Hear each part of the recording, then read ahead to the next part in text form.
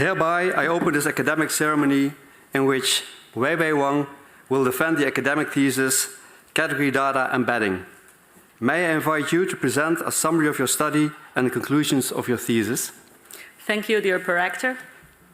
Dear Prorector, dear members of Corona, dear colleagues, dear friends, dear families, thank you for being here.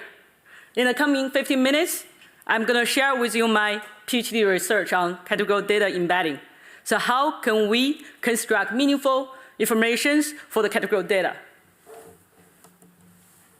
I would like to share with you a simple observation. When you wake up in the morning, when you check up your phone, when you take the train, when you go to see the doctor, even when you take the bike, go to the work, you are generating data. We are living in a data-driven world. So every click, every movement, every choice of us, we are making data. But only collecting the data is not enough. We need to understand and make use of that. So the generated data can be divided into two groups, categorical data and numerical data. It is very straightforward to understand numerical data. It is measurable. In contrast, for the categorical data, it is symbolic. It is discrete labels. Both of the data types are existing everywhere. Have you ever had the similar experience as me when I was asked to fill in the question survey? It is common to see the question like this: how satisfied are you in our service? How would you like to rate our support team? And the answer, always given as a categorical data. I always get confused. What's the difference between excellent and good? Is this good enough to express my feelings of the service? Well, in the other scenario, maybe it is easy. If I ask you the following questions, can you combine red and green to make yellow? Is orange closer to red or green? Can you sort the colors from warm to cold? I think most of you can answer that. Yes, I can do it. Why you can do it? Actually, in your brain, you project it to a RDB, numerical structured space, which means each of the colors can be represented as three-dimensional vectors. Because of that, we are able to calculate the similarities. We are even able to sort of them. What if we are not only confirm the color, also confirm all the categorical data to construct numerical features? Because of that, it's motivated me to focus my PhD research on categorical data embedding. It is very interesting code. It happened during my PhD research. So when you change the way you look at the things you look at change. So instead of seeing categorical data as a symbolic, it's a discrete labels. What if we see it as entities and connections in a graph manners? With this way of shift, I would like to focus my PhD on using graphs to represent categorical data. Why it graphs? Because graph is suitable to model explicit and implicit relationship, and it's good at capture nonlinear and complex dependency and semantics. Last but not least, it is also machine and human readable. Because of that, I formulated the following research questions. So the first research question, I want to study exploratory what are the existing categorical data embedding approaches. Secondly, how can we generate graph structures of categorical data? And last, I want to validate, do graph-based embedding methods help create meaningful representation of categorical data? So, the approach starts by the data is given in tabular format. What we have to do, first, we want to learn the relationship among the categorical features. Based on the learned relationship, we are able to construct a graph. Once we have a graph, we are able to apply the different type of graph embedding approach on the constructed graph. After that, in order to validate our learned embeddings of the categorical data is effective or not, then we put them to the binary classification task. The most of the challenge part here is how to construct the graph. If I ask you how to construct the graph, it's obviously we need a node. We need edges, which is connect nodes. When I start to think about how I can do it, back then I was thinking, what if I don't edit any or depends on any external information or knowledge? No assumptions or as little as assumptions about the data. Then the first thing came to my mind is a decision tree, which is a simplified version of the graph. Therefore, in chapter 3, we developed an embedding approach called random forest graph node embedding. After that, I was asking myself, this graph, is it rich enough? Can we improve? Then I was thinking, can we add some semantics or some directions or weights on the graphs? Then we combined logistic regression and domain expert knowledge in our chapter 4 to develop another categorical embedding approach called semantic correlation graph embedding. While here, if I list domain expert in the slides, we all know this is going to cost a lot of time. It will involve a lot of discussion. Then I was thinking, how can I move on further? Can I pure learning from the data? How can I build the approach is more scalable? Also, during the learning process, is it possible not to fix the structure?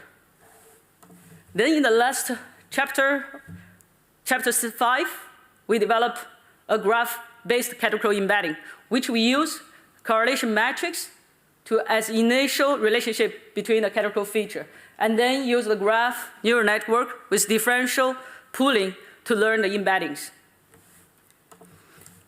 In chapter 5, we also test our approach to the public dataset. So you can see from the table, based on the performance metrics, our approach for data 1 and data 2 is outperformance.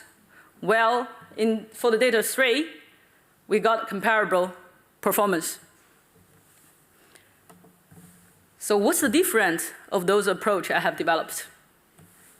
We can think of from the input data perspective. Random forest node embedding is construct the graph based on numerical and categorical data. And the other two only focus on categorical data. And how I found out the relationship between the categorical feature. For the random forest, we use a decision tree without any domain knowledge. And with semantic correlation graph embedding, we employ the logistic regression with domain knowledge. And the last one, we use occurrence matrix. What's the structure of the graph we generated? Random forest is an directional graph. Semantic graph, it is more meaningful. It has directions. It also has weights. And the last one is also an directed graph. Since the graph we generate is different, therefore, we also use a different graph embedding approaches. What we can get out of my research? What's the main contribution of my research? So we provide guidelines for selecting the categorical embedding methods based on the data characteristics in Chapter 2. We also established the way to construct the graph for the categorical data. And then we also developed 3 novel graph-based embedding methods for categorical data. After that, we also did an experimental design to prove that our learned graph embeddings outperform us compared to the other embedding approaches on our selected data set. The PhD is long enough, but still not give me enough time to do what I want to do. There are still some future positions. We can think about it. Nowadays, we know LM is outperformance in many fields. And what if we apply the LM to learn the relationship between categorical feature and the numerical feature? And secondly, the way of constructing the graph, can we have other strategies to do that? For instance, can we do something with probabilistic graphic models, such as structured learning? We can learn a graph and then use the Bayesian neural network to learn the embeddings. The next one also, now we tried graph neural network with differential pooling to learn the graph embedding. What if we try some other graph neural network, such as graph sage, which also take care of the neighbors of the nodes? Can we learn better embeddings? And last but not least, what if we enrich our data by connecting to the existing ontologies and knowledge we know to enrich our data set? So this is something I'm thinking it would be nice to do in the future. And thank you for your attention. Now I give back the floor to Prorector. Thank you very much for this very insightful presentation. Before I open the opposition, I would like briefly to introduce myself. My name is Pim Martens, and I have the honor to be the pro-rector of today's ceremony. Across me is Michel Dumontier and Professor Stefano Promori. They are both promoters of the candidate. So you will see them. They don't ask any questions, but they, of course, have an instrumental task in their whole PhD trajectory. So now it's time for the opposition. And I would like to start to give the word to the chair of the committee, Professor Anna Wilbick. Professor Anna Wilbick is Professor of Data Fusion and Intelligent Interaction at the Department of Advanced Computing Sciences at this university. Please give your questions. Thank you, Mr. Prorector. Esteemed doctoral candidate, dear Weiwei, it was a pleasure to read your thesis. I compliment you with the good work, especially in the extensive experimentations that you have done. For instance, in Chapter 2, but also in Chapter 3 on the real data. Despite this good impression your work makes, I'm still left with some questions that I would like to discuss with you. Firstly, in Chapter 2, there is a figure 2.7 on page 61. In this figure, you present a diagram showing a decision tree for selecting a categorical feature representation. And I have a few questions about this figure. So how did you create this diagram, this figure, this decision tree? Dear highly esteemed opponent, thank you for your compliments and questions. This is a very interesting question. So this chapter actually I did at the last of my PhD. When I did a literature review, I was thinking, what can we do if there are a lot of existing categorical embedding approach? How are we going to do that? Then when I start to read a lot of literatures, I figured out there are some propertistics we can use to make selections for the embedding approaches. That's why, for example, the data tab. If it's tablet data or if it's graph data. Also, if, for instance, also if if it's a graph data, what's the format of the graph? It is it already has an existing ontology or not? And for the normal tabular data, we could also think about, it is you want a supervised learning or unsupervised learning. Do I have a target variable or not target variable? So based on all the literature I have been read, I figured out there is more or less 9 characteristics I can use as a selection of which is more suitable for my data if I have a categorical data inside of my data. But also, could be, I may also miss some part of that. It really depends on the data you are having. Okay, thank you. So the order of those questions in this decision tree was established by you, by your reasoning. Indeed. So I had a very intensive discussion with my professors, and we were checking a lot, and we did also internal criticize each other, what is the right order, and is this practical or not. And was this graph somehow validated? Have you taken, let's say, some data sets, okay, to test it? It's a very good question. So I think what I did, I have presented my approach to the other PhD students and also at work. So I welcome them to try it. And for me, I did try it on my own developed approaches. So there could be other space to test them all. Okay, thank you. And then I see that when I reach the leaf, there are still a few options possible.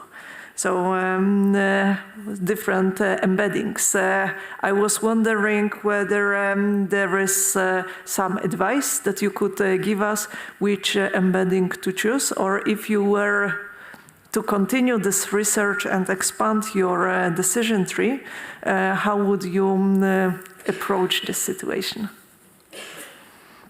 That's very interesting questions. It's very open questions. When I built this diagram, I also don't have a mind to say this is a final decision, you have to do it.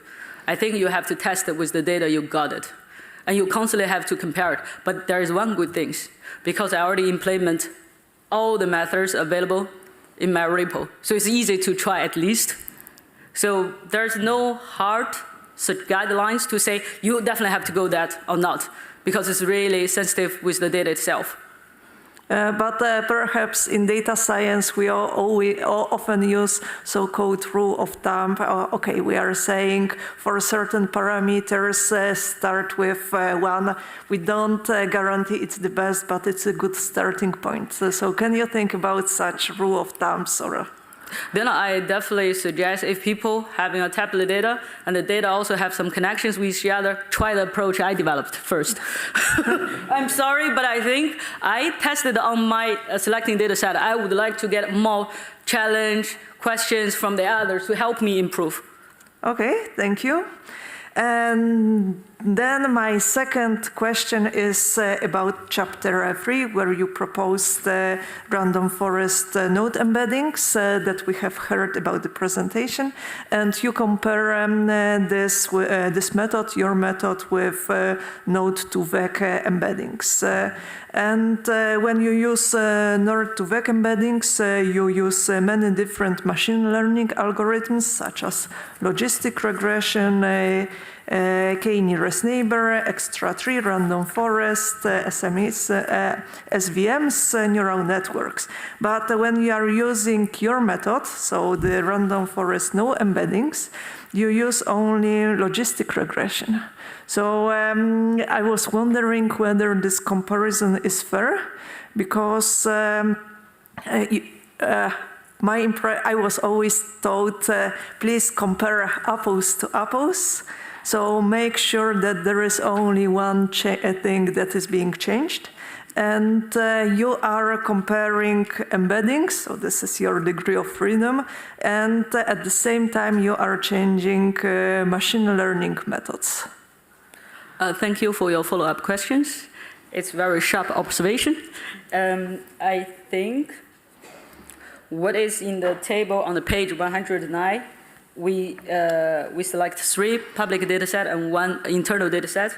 And when we say the logistic regression, when we applied it, actually we do 1 hot encoding. And the others also, accept from random forest because it can directly handle the categorical feature. I think your point is also valid. And the reason why we did it, because at least the logistic regression is there with that one-hot encoding. And then you also have random forest, which is also applied at logistic regression. For this perspective, we can definitely compare logistic regression with one-hot encoding to the logistic regression with random forest node embedding. And the reason why we still use another approach is because back then the X-ray boosting is very outperformance and random forest is very good. So from that purpose, we involve the other approaches.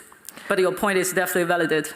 Okay, thank you. So was it not possible to use your method with other machine learning models?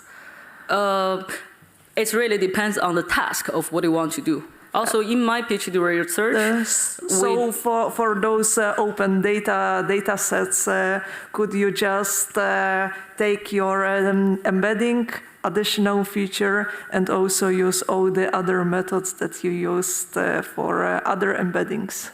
I definitely suggest to take it. That's why I also have a code available. If you prepare your data as what I prepare for the input, then you can try out. And I highly propose the random forest node embedding because it's not only help you to learn embedding, it's also give you the chance to do the segmentation, which is also a valid point. So instead of only getting a high accuracy, high RC curve, why not make your algorithm more interpretable, explainable? Okay, thank you very much for your answer. I think my time is up, or do I have time for? We have 1 or 2 minutes. Then I would like to ask my third question. It is about proposition number 2. So can I ask one of the paranims to read out proposition number 2?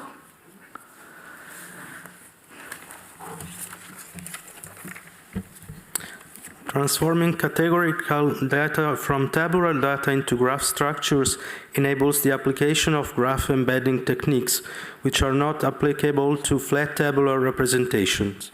Thank you. Thank you. And my question is, okay, we can do many things, but why should we want to do this? What would be advantage of having a graph structure? Thank you for your question. The reason in my presentation I already mentioned, I got an intuition from why I use graph for categorical embedding, because we know naturally graph is suitable for modeling the explicit and implicit relationship. And also graph is captured the nonlinear and complex dependency. So because of that, graph has a nature process for us to use to see the data. And one of the challenge also, when you see the categorical data in the tabular format, the column doesn't speak to each other. So you can't directly get the relationship only by looking at the column. But if it's in the graph structure, you see the edges between the nodes, and which also indicate there's a relationship between them. And also in the word is very complicated, so the relationship is not always linear. Sometimes it's more complicated than you want to show it in the tabular data and then put it into the machine learning. Therefore, I was thinking to reduce the redundancy or to help the classical machine learning model by learning those kind of relationship in the early stage. Okay. So, thank you very much. I think my time is up. Thank you, Professor Wilbick. The opposition will be continued by Professor Marco Spruit, Professor of Advanced Data Science and Population Health at Leiden University Medical Center. The floor is yours. Dear candidate, I've read your work with great interest, and I also want to congratulate you on getting Chapter 3 published in a very nice journal, Expert Systems with Applications. That's a very prestigious journal. So I had a look at the published paper, and I noticed that you submitted it in November 2020, after which it was revised in June 24. So what happened? Dear highly esteemed opponent, thank you for your compliments and for your tough questions. This submission really make us had it. So this is our first developed approach. And we submitted in 2020, and then we know the pandemic happened, and I also don't know what had happened during this journal. And I had a constant discussion with my professor, should I drop it? I'm no patient. And then my professor told me, do you want again? You have to wait. And then we keep pushing and also sending a message. And the good thing from this journal, they always reply you, but without concrete deadline. They just told you, I'm looking for the reviewers for you. You have to be patient. If I can help you further, let me know. Yeah, I was assuming that there were many revision iterations, for example. Maybe, so I was thinking maybe you developed the methodology based on the, for every revision, but it's much more simple. So far as I know, the reason is such simple. Maybe it's more complicated, but I don't know. And also, but one thing is very good. Once they give you the feedback, so we only did one time of revision, then everything get accepted. So they are really quickly on follow-up, but after their first actions. Okay. Yeah, well, unfortunately, I've had these situations as well over the years, but I was hoping for a more content-rich argument. But okay, so it's. Let me move on to a more interesting question then. Thank you. About the point you raised in your future work and impact slide about the possibility to use large language models.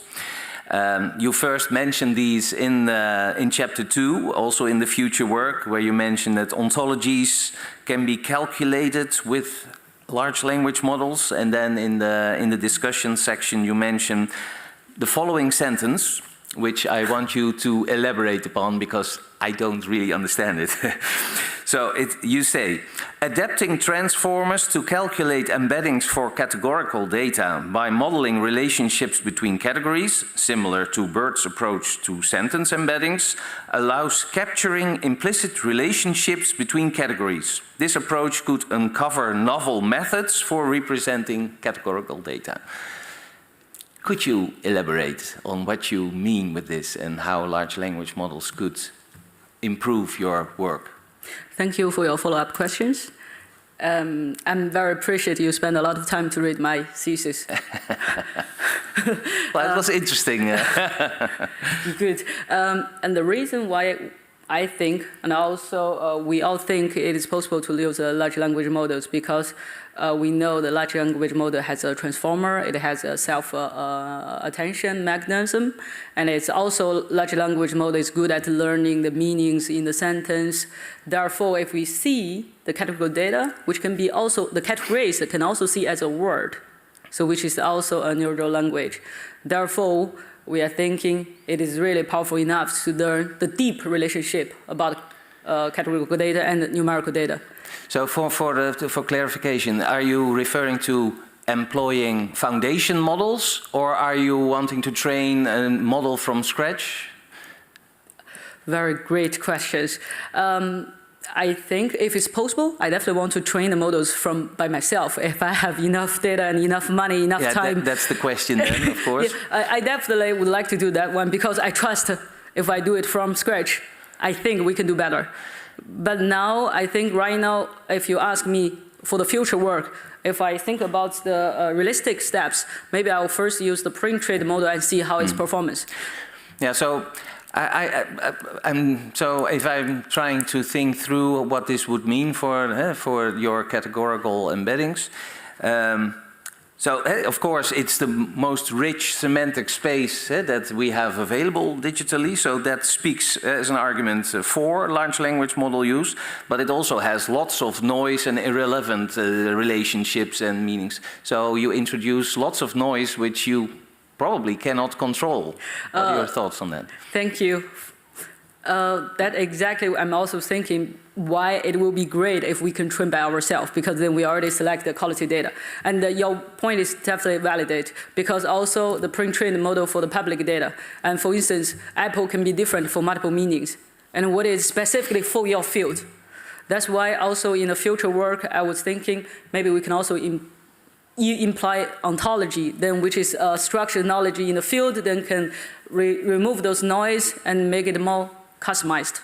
Okay, yeah, so that was my next follow-up about the WordNet and similar ontologies. Why would that not be better? But you want to use this in combination with large language models?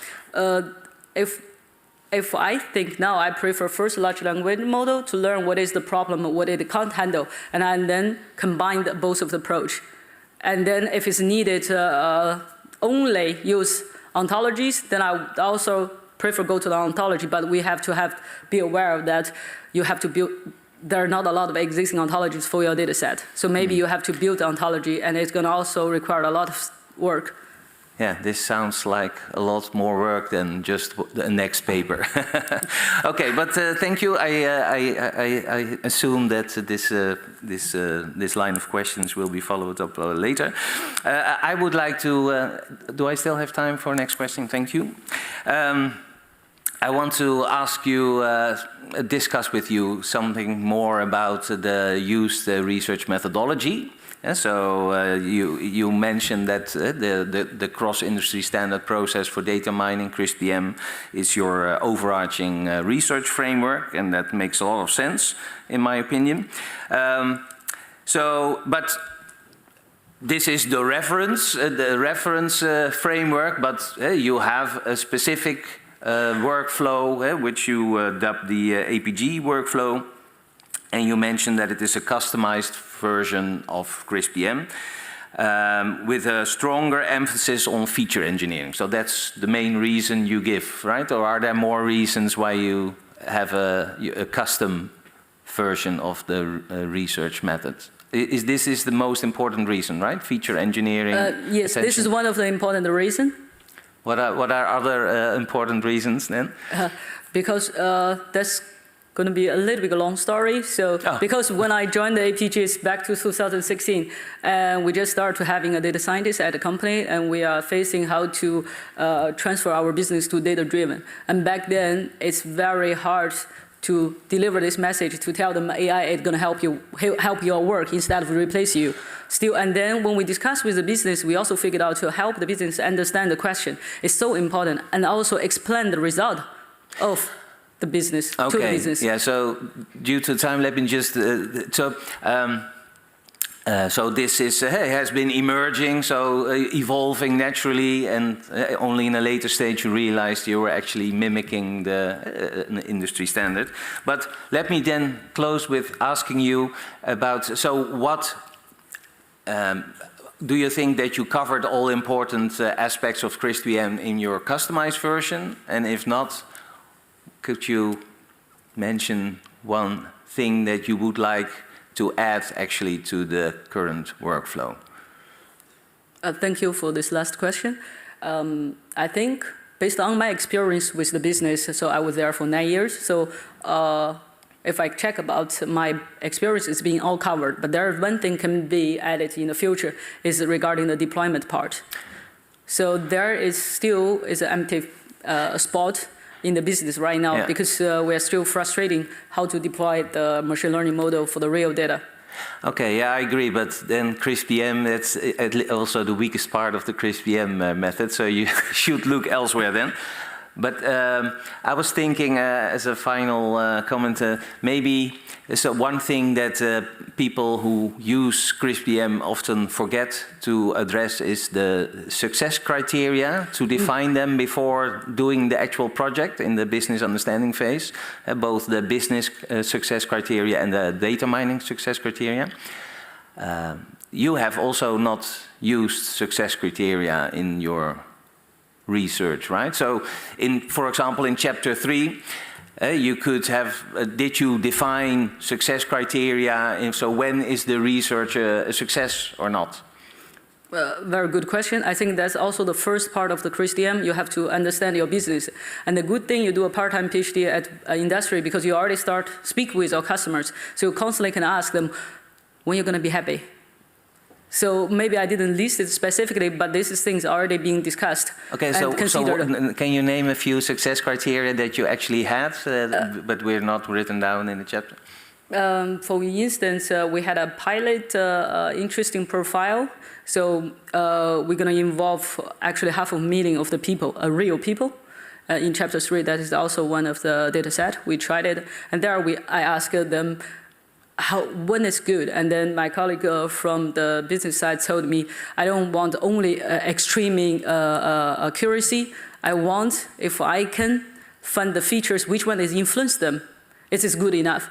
So basically, if I can deliver some intermediate results, can help them to understand the influence of the result, that's good. Even doesn't need a criteria itself, but for them, that is criteria because they can change, they can validate further.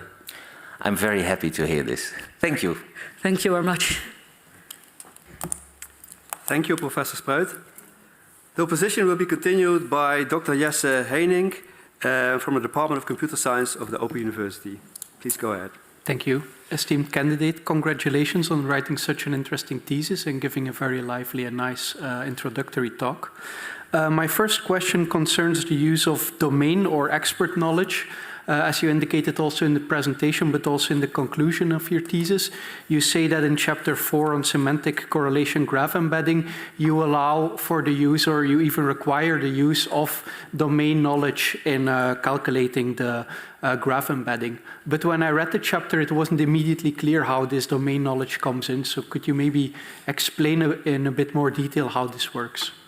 Dear esteemed opponent, thank you for your compliments and question. When we construct the semantic correlation graph embedding in chapter 4, so there we already achieved the random forest embedding. Even this is published later, but we confident it's going to be published. So that's why we have a question, natural question about how to edit semantic meanings. And this is very good. At the business, I would able to discuss with my colleague about my data set. For instance, one of the data set include a lot of demographic features and also financial informations. So then the colleague also share with me from their perspective what's the influence between the features according to their fundamental knowledge. And together we also looked up some existing ontology, like a people ontology and organization ontology. And because of this knowledge, which is helping us to think about which could be a validated, learned relationship between the features. Because if we use logistic regression, you can run on all the features, and they give you the value because you ask the machine to force them to give you the value, but not all of them is valuable. But also in the logistic regression, we also know the estimated coefficients can be positive and negative. So how are we going to see this positive and negative influence? Does it also meaningful or not? So those things we also discuss a lot. And the other part we do need to involve is like when we make the threshold, because we also try to do some statistical test. So where is the critical values we can choose as a threshold? It can come from pure from mathematics, pure from data, but also it's more meaningful to combine the business and the theory. So those are the part in our chapter 4 when we develop the semantic correlation graph embedding. I see, thanks. And so if someone would now take your repository and try to use it in their business context, would there be an easy way to take their domain knowledge and implement it in the approach, or do you really have to then start like looking under the hood and tweaking how this is designed? Thank you for the follow-up question. This is a great question. I think it really depends on which kind of data set you have. If your data set is close to my data set, which, as I said, there's already existing knowledge or ontology, we look it up. Then if the features from your data set or from the other person's data set can match with my data set, the more we can match each other, the easier. But there's also a possibility if the data set completely in different field and the part is really required a lot of manual work, unfortunately, it's going to take some time. It's not going to be directly, hey, you can try it or not. But one thing you can try it, because I already set up the learning of TransE, how to apply it if you already had a triplet representation of your data. From technical perspective, that part has been done. But from the real meaning part of confirm the relationship, I do think somehow you have to involve some domain expert to start together with you. Okay, thank you. My second question is on explainability. So you claim that, well, at least the chapter 3 and 4, I think, are tools that give a lot of explainability. I was wondering whether the embedding of categorical data as one part in the machine learning pipeline is actually an aspect that really requires explanation. Did you encounter, for example, in your business cases, some scenarios where you saw, hey, actually this is something people want to have some explanation about? Because explanation, now I know it's a big topic in AI, but of course the question is always, do we really need explanations for all parts of the machine learning pipeline? Thank you for your interesting follow-up question. I totally agree with you. Everything is not like you threw in and you get a good result, then you clap your hands, everything's good. But you are not only to get a good result, you also have to know what you put in and why it's good. The explainability is very important. That's why in the chapter 6, I make some comparisons on my 3 develop approach, and I highlight the random forest node embedding and the semantic correlation graph. It has more explainability. Why? Because when we think about random forest, it's built by the decision tree. And once you construct the graph, you can tracing back about the path of the nodes, where they end up with the leaf nodes. And even though you learn the embeddings, but you still know which embeddings for which node. So that's why it's giving the opportunity to improve the explainability. I think also for the semantic correlation graph embedding, it's even more easier for explain, because when you start, you already talk with the business. So business already start educated by you and you being educated by them. So when you share the result, it's more easier to find out what's the reason and also the reason behind the reason. And does the explainability of the categorical data embedding, how does it then correlate with the explainability of the whole machine learning pipeline? Because often you use it then you use a categorical data embedding then as a first part of a new machine learning model. So if the machine learning model that I paste on it afterwards is not very explainable, does your approach still offer some explainability guarantees, or is it just one part of the whole pipeline? Very good question. I haven't thought about it. If I'm thinking about it now, I think the part of the explainability which I enriched is only based on to learn the embeddings. It's not include on you give the embedding to another machine learning. I think it will be also follow the most challenge question. If you apply the different machine learning algorithms, then how you're gonna find out explainability regarding to this algorithm? I don't believe it's gonna help so much. But maybe it's also possible, but this question I cannot give you a full answer now. If you want, I will think about it and then perhaps I will come back to you later. It's a very interesting question. I do believe there is some influence, but how much? Is it significant or not? I can't say it without trying. Okay, thank you. Thank you. Do I have more time for questions? Okay.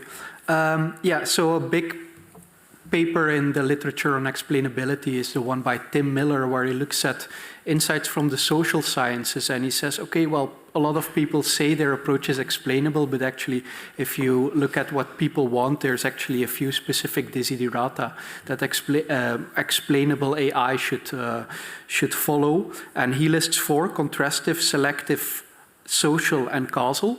Maybe one, well, I'll just pick out one. So he says that explanations should be social in the sense that they are given in, let's say, a dialogue where someone asks a question, and then to explain it, you should answer that specific question. And then there's kind of a back and forth on explaining things. Do you see your approach fitting to that desiderata of explanations being social? Or is there still some work required to really get according to Tim Miller, proper explanation from your approach? Thank you for the follow-up question. I think at least for our semantic correlation graph embedding is open the dialogue with the business. So it is definitely social, can over the social conversation. You can talk with each other which kind of features more make sense and what's the threshold and how to interpret the learned coefficients. For the random forest embeddings, I think it's also possible because why the second part of the contribution of random forest node embedding paper is the explainability part. So we can use it for segmentations. So there we can also tell people this could be a rule you learned, and if you follow this rule, you get this, which is also giving the people the chance to uncover the power of the AI. Because then they are easily to understand the rules instead of understand the backside of the mathematics of the algorithms. Okay, thank you. Thanks a lot, Dr. Heining. The opposition will be continued by Dr. Koert Driessens, from the Department of Advanced Computing Sciences of this university. Thank you, Pro-Rector. Dear candidate, dear Weiwei, I want to congratulate you on the thesis that you produced. I also want to commend the amount of work that you did and the perseverance that you had in bringing this to a very nice conclusion. I have a couple of questions, and I think Professor Spruit actually read my mind because he said at one point, I'm sure this will be continued. And so the thing is about you suggest the use of large language models to improve these embeddings.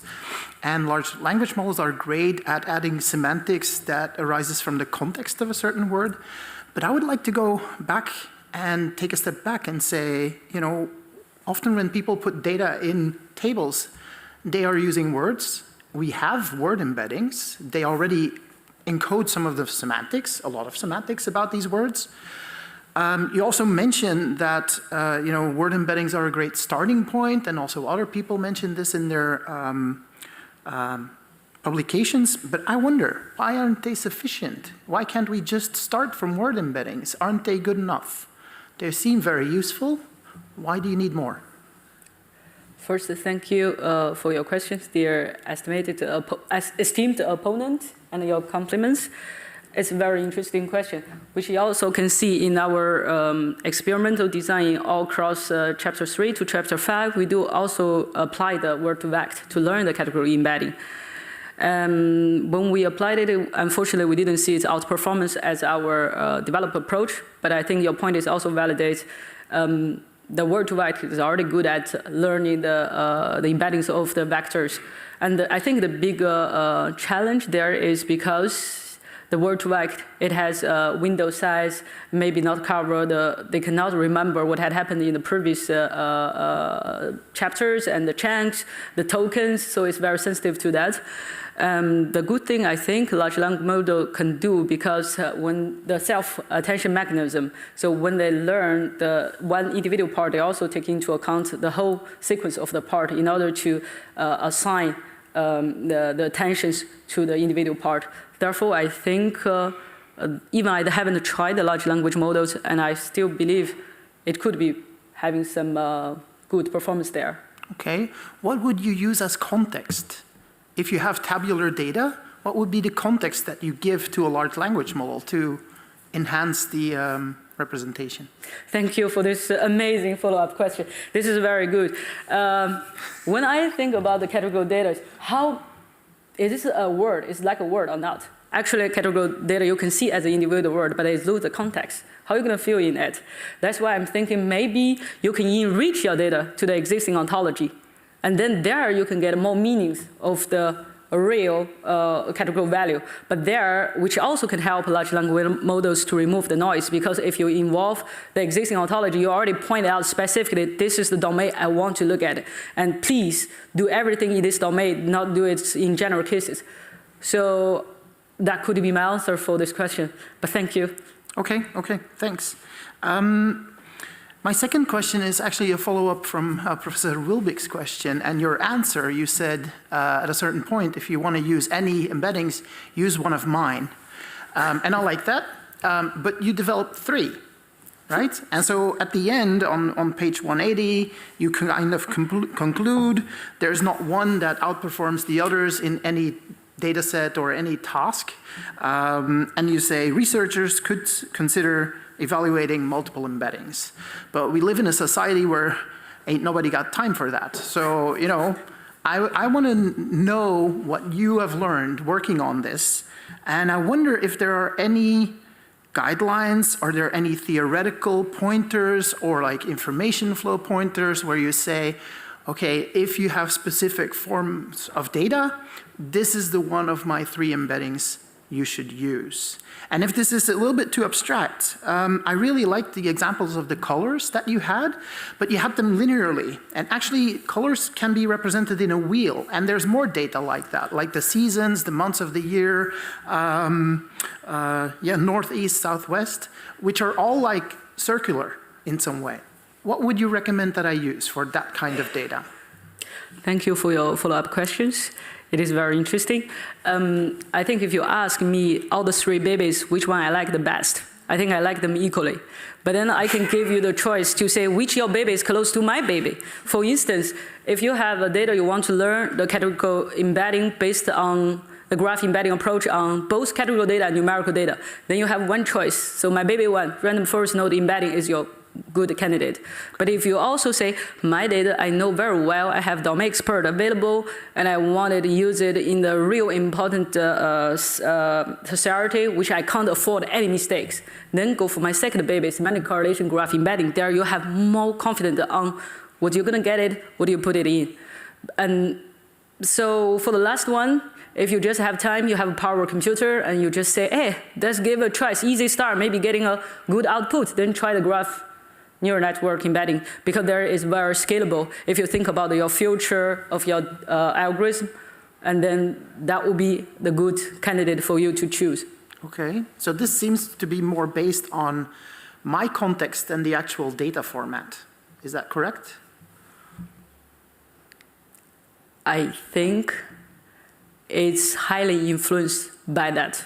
It's not going to be only the reason. You also have to think about the computational power and other thing, but I think that is the first important fact you have to think about it. Okay, so even in this example of circular features, you would say it will still depend on how much computation time or how many domain experts you have available, which one you should choose. Is it okay if I ask you to elaborate more about the circle features? Can you give me one example? Sure. You know, you have like spring, summer, fall, winter, and then, you know, it's kind of like in a circular pattern. You have the same with colors, right? You have like red, orange, yellow, green, blue, purple, and back to red. So that kind of features where you observe that it's not just, you know, the first one is connected to the second one, but maybe also the last one is back connected to the first. Now I see. Basically, what your question is more like if the categorical feature were having a very complicated relationship, it's not linear, how are we going to choose the algorithms? That's well, very important scenario. It also can be existing everywhere. So for my data set, which I have been chosen, doesn't have that properties like a circle around. But if you ask me now how I'm going to handle that situation, then I definitely think my approach about graph-based categorical embedding is the best choice for you, because it's modeled a nonlinear relationship in the graph. You can't represent it in tabular data. So, well, then which one should I recommend it to you? Of course, I developed 3 of them, but maybe there are also existing ones. If you really want someone, I pick it. If you only want someone from my bucket list, then I definitely prefer you're going to choose a graph neural network with a differential pooling layer, because there you can learn more deep relationship in the hidden categorical features. Okay, thanks. I will take that recommendation with me. Prorector, I'm good. Thanks a lot, Dr. Driesens. The position will be continued by Dr. Changon from the Department of Advanced Computing Sciences of Maastricht University. Please go ahead. Thank you, Prorector. First of all, I would like to thank the candidate for a nice thesis and also the great presentation, and then congrats for the supervision team as well. So my first question was actually been discussed by the previous discussion already. That is about large language models.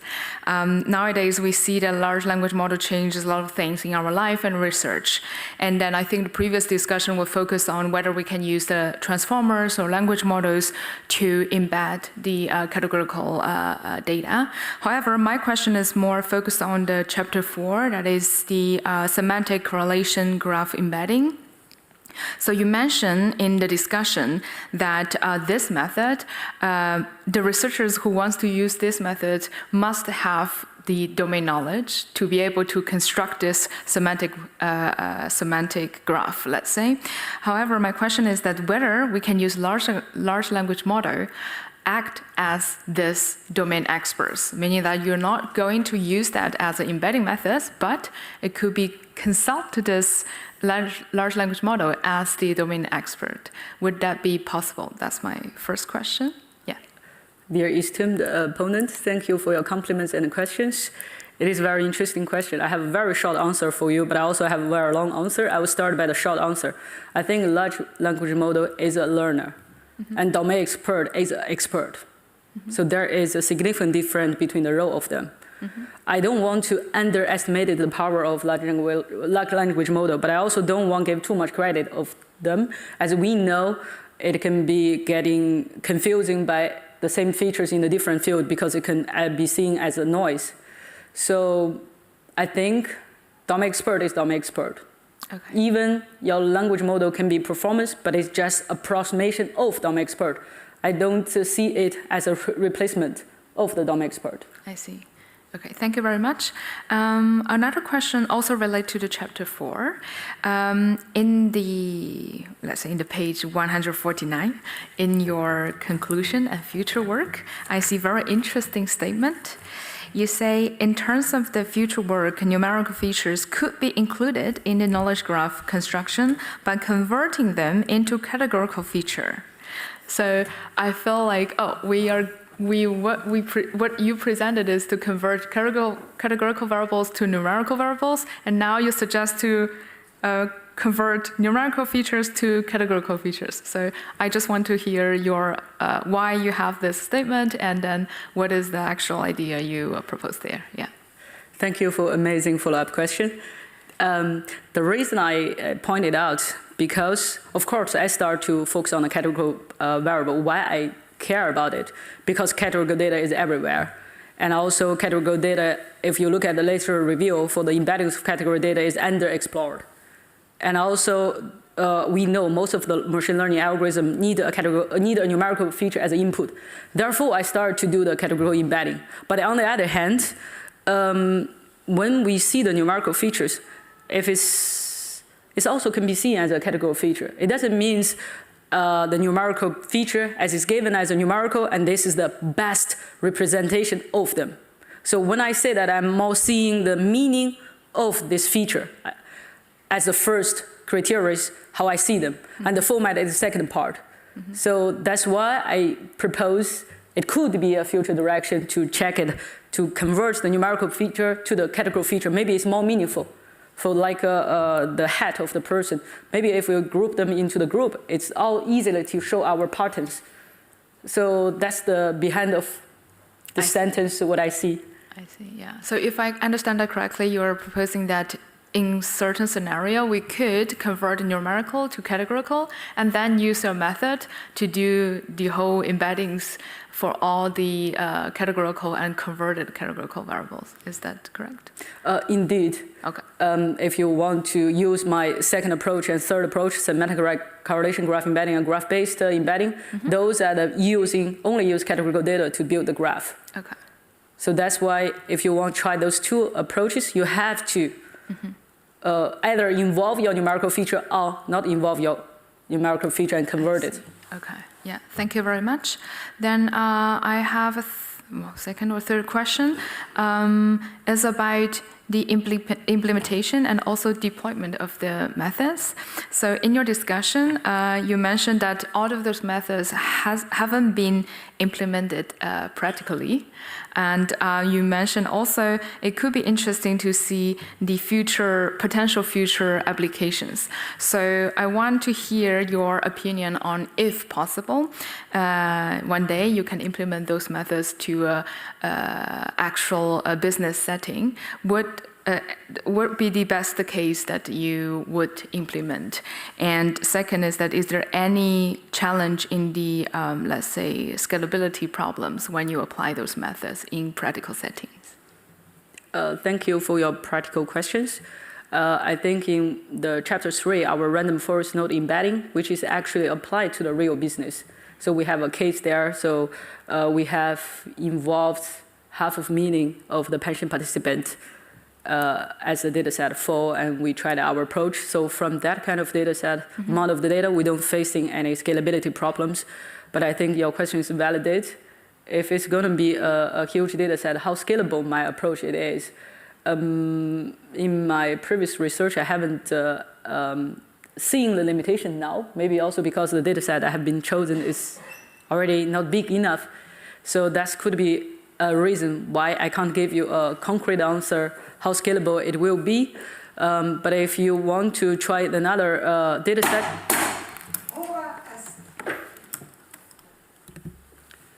Weiwei Wang, the time appointed for defending your thesis has passed. The degree committee will now withdraw to discuss the quality of your thesis and your defense. I request you and your company await the results of our deliberations and our return in this room.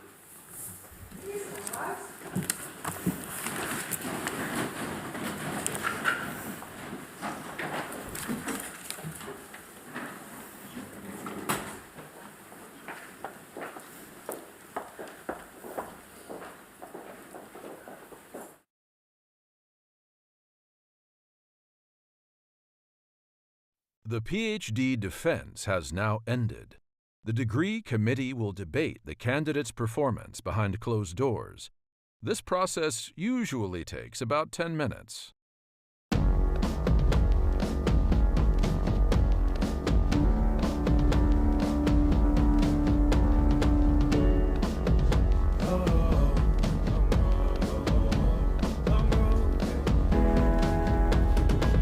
Long road to the south side.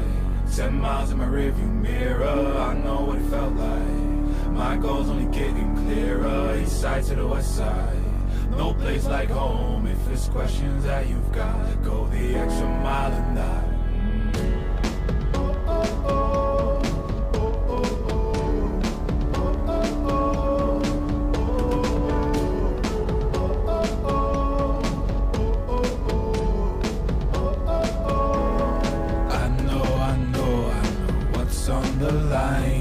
I know you know that I can't read your mind.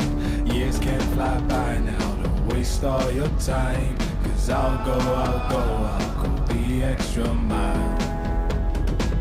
Long road to the south side, 10 miles in my rearview mirror, I know what it felt like. My goal's only getting clearer, east side to the west side. No place like home, if it's questions that you've got, go the extra mile and die. On the dash, got my laces tied. Long road, I don't waste no time. Break rules because fate decides. With the team and we chase the light. I make a move, fall down, shake it off. I hate to lose, bad branch, break it off. No room for negativity, praise and love. Prepare for deep part cause we're taking off. Take the mileage, traveling so far from home. Gathering knowledge, other connections. I put the time in to get everything I ever hoped for. It's a challenge and we all in. It's a better future that we go for. And even though these nights seem long, I know that I am never on my own. Know you've won the battle once you've grown.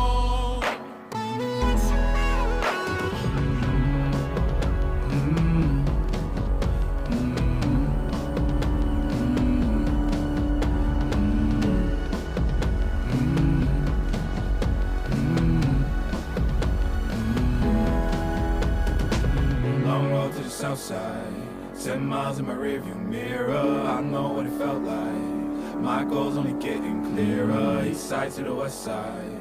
No place like home, if it's questions that you've got, go the extra mile and die.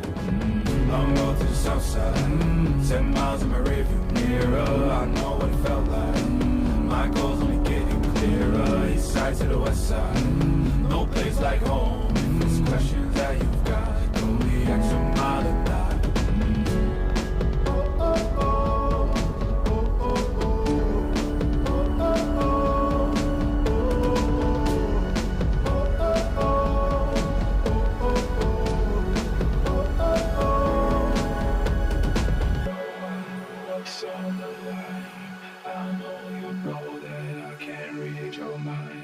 Years can't fly by now, don't waste all your time. Cause I'll go the extra mile.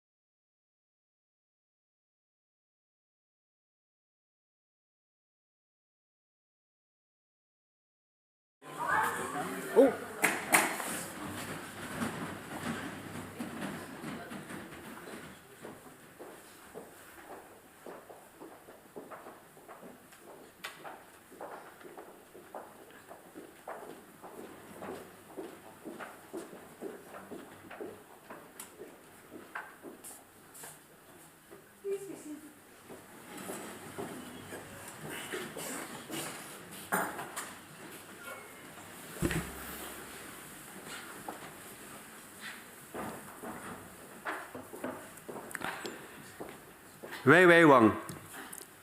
The degree committee here present has assessed the quality of your thesis and your defense. In view of its positive verdict and taking into account your previous qualifications, the degree committee has decided to grant you the degree of doctor.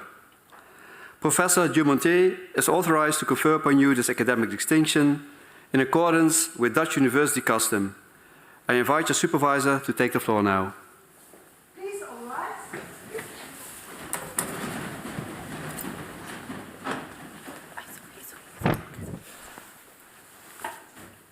Weiwei, do you promise to work in accordance with the principles of scientific integrity at all times, to be careful and honest, transparent, independent, and responsible? Yes, I promise. By the authority vested in us by law, and in conformity with the decision of the committee here present, I hereby confer upon you, Weiwei Wang, the degree of doctor and grant you all rights attached by custom and law. As evidence of this, I now present you with the degree, certificate signed by the rector, the secretary, and other members of the committee, and affixed with the official seal of the university.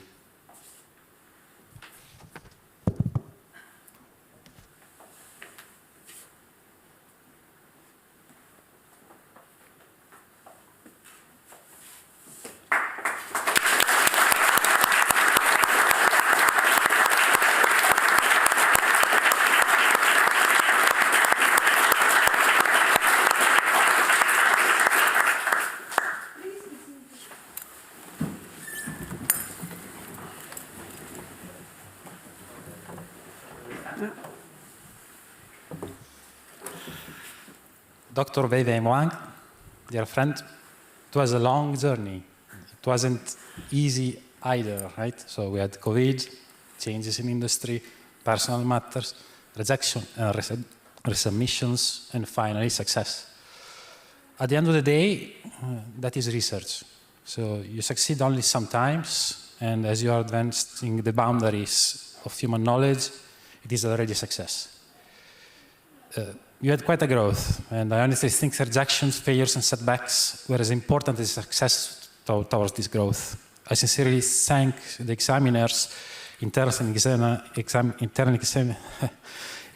external examiners for asking to rework the thesis and make it better.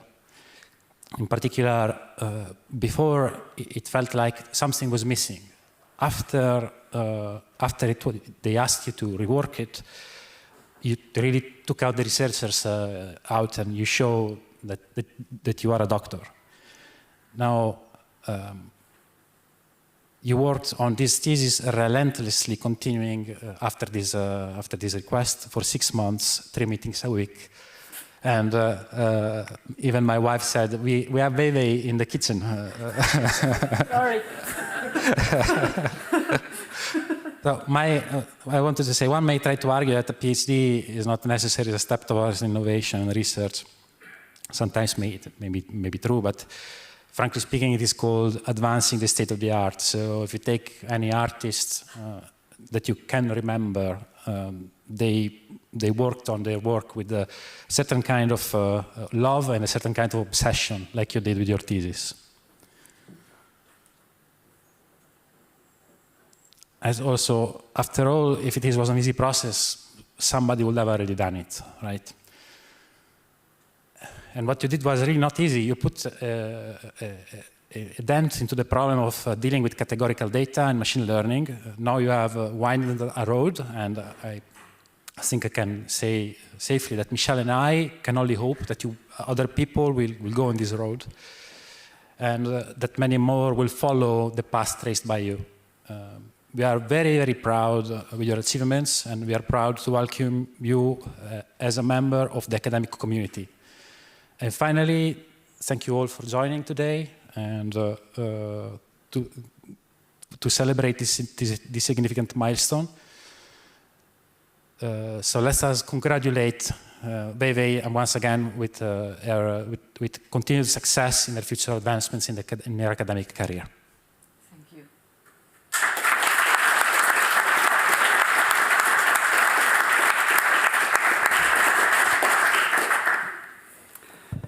Dear Dr. Wang, also on behalf of Maastricht University, I congratulate you with the degree you have acquired And before I close the ceremony, I also like to thank everybody for joining us today, especially the members of the committee, and of course also congratulations to both promoters of this fantastic result. There will be a reception, so I ask all of you to go to the reception area. We will follow because the committee with the candidate and the family will take some pictures in front of the stairs, but we will follow you soon afterwards, so feel free to take a drink and then congratulate the candidate afterwards. So hereby I close this session and see you all at the reception.